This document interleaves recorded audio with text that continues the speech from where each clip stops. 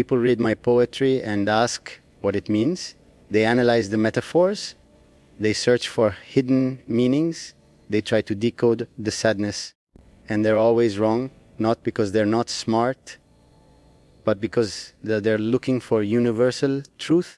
When all I'm writing is personal grief, today I'm going to explain why I write poetry no one understands, not with analysis, with fragments, the real moments behind the words, the ones I can never say directly, but can't stop writing about. I wrote that line 3 years after she left, 3 years, and she was still everywhere, not physically, but in every quiet moment, every decision, every reminder that my life could have been different.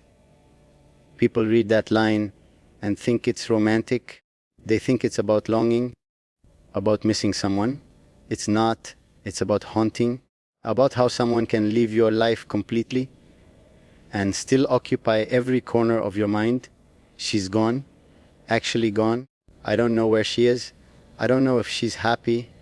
I don't know if she ever thinks about me. But she's not absent, because absence implies emptiness. And there's nothing empty about how much space she still takes up in my memory, in my regret, in every moment when I wonder if I made the right choice. That's what gone but not absent means. Not poetry, just truth. Painful, unresolved truth. I wrote that line the day after my arranged marriage was finalized. I was sitting in a meeting, listening to advisors discuss the wedding details, the flowers, the guest list, the ceremony, and I felt nothing, not excitement, not even dread, just emptiness, because my heart wasn't in that room. It wasn't planning a wedding. It was somewhere else entirely, with someone else entirely, someone I had just agreed to let go. People read that line and think it's about duty versus desire. It is, but it's also specific. It's about sitting in a room full of people planning your future, while your heart is still grieving the future you'll never have. The crown is real. I wear it, I fulfill the role, but my heart is stuck in a moment 3 months earlier. When I told someone I loved that I couldn't choose her, that's where it lives, not in the present, in the past, in the version of my life that almost existed. That line isn't metaphor, it's geography. The location of my heart versus the location of my body, and they're not in the same place. They never will be. I wrote that line after someone asked me if I was happy. A simple question, 3 words, and I froze, because answering honestly would have destroyed everything. My image, my family's trust, the carefully constructed narrative that I'm fine, that I've accepted my role, that duty fulfilled me. So I stayed silent, and I wrote that line later that night, because silence in my life isn't weakness, it's strategy. It protects the truth from becoming a problem. If I spoke honestly about what I feel, about the loneliness, about the emptiness, about the marriage that functions but doesn't fulfill, about the woman I still think about, if I said any of that out loud, it would destroy the stability everyone depends on. So I stay silent and I write instead, because poetry allows truth to exist without identity, without consequence, without destroying what silence protects. That line isn't wisdom, it's survival, the recognition that some truths are too dangerous to speak, so you bury them in metaphor and hope that burying them is enough. I wrote that line 6 months after the arranged marriage, 6 months of performing normalcy, 6 months of fulfilling duty, 6 months of living inside a choice I couldn't undo. People read that line and think it's about regret. It's not. It's about cost. I chose what was right. I chose duty. I chose stability. I chose to serve something larger than myself. That was the right choice for the family, for the nation, for the future. But it wasn't real, not emotionally real. What was real was what I had before, the relationship I chose myself, the woman who saw me as human, not a role. The brief moment when my life felt like mine, that was real and I lost it. by choosing what was right. So the line isn't about regret, it's about acknowledging that right or real are not the same. And sometimes choosing one means losing the other. I chose right, and I live now with the loss of real, not happily, but sustainably. That's what the line means, not philosophy, just my life distilled into 7 words. I wrote that line on a particularly difficult day, a day when the weight felt unbearable, when duty felt crushing, when the present felt like prison, and I found myself, as I often do, thinking about the past, not because the past was perfect, but because it was mine. In the past, I made choices. I felt freely. I loved without calculation. The present doesn't allow any of that, so I retreat to memory. Not to live there, but to breathe there.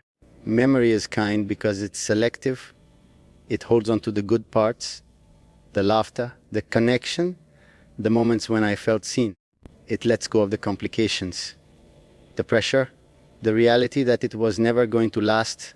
Memory is edited, the present is raw, and raw is harder to carry. So I write lines like that, not because I'm stuck in the past, but because the past is the only place where I still exist as a person, not as a role. That's what makes it kind. I wrote that line after someone asked me if I was over her. Over her, as if love is something you recover from, as if moving on means forgetting. I don't speak her name, not to anyone, not even to myself most days, because speaking it gives it power, makes it present, makes it hurt more than it already does. So I bury it, I write around it, I reference it without naming it, but I carry it every single day in the distance I keep from everyone else. In the marriage I can't fully invest in the poetry I write late at night, her name lives in all of those places, unspoken, but constant. People read that line and think it's romantic. It's not.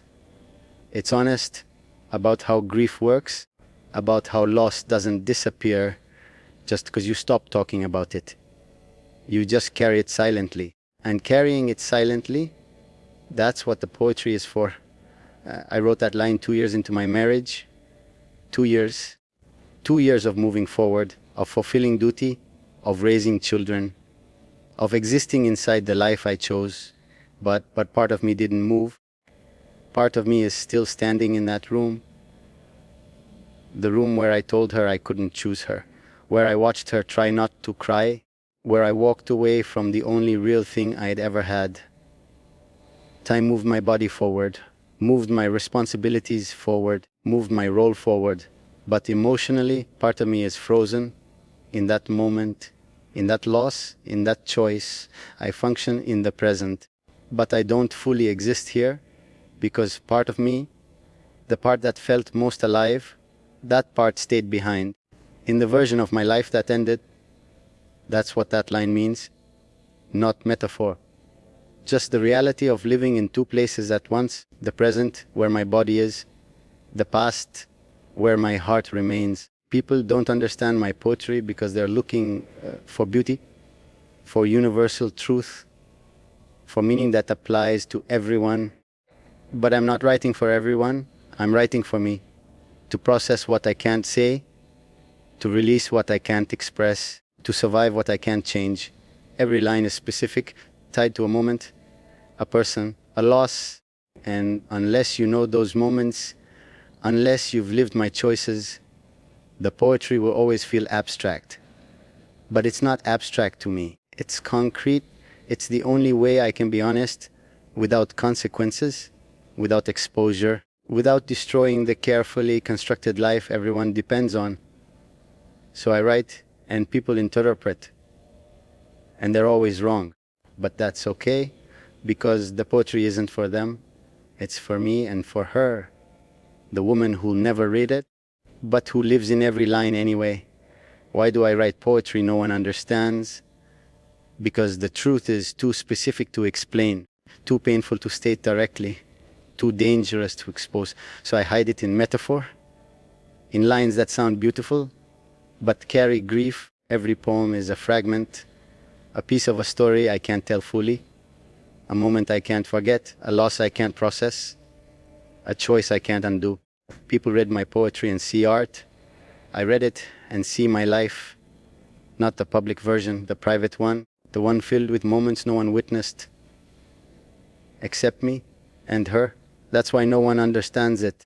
Because understanding requires knowing what I lost, who I lost, why I lost them. And I'll never explain that, not directly. So the poetry remains misunderstood, analyzed incorrectly, beautiful to everyone else, and unbearable to me, because I know what every line actually means and what every line actually costs. That's why I write, not to be understood, but to survive. If you've ever hidden your truth in art, you understand. Sometimes the only way to be honest is to make sure no one knows what you're actually saying. That's what poetry is for.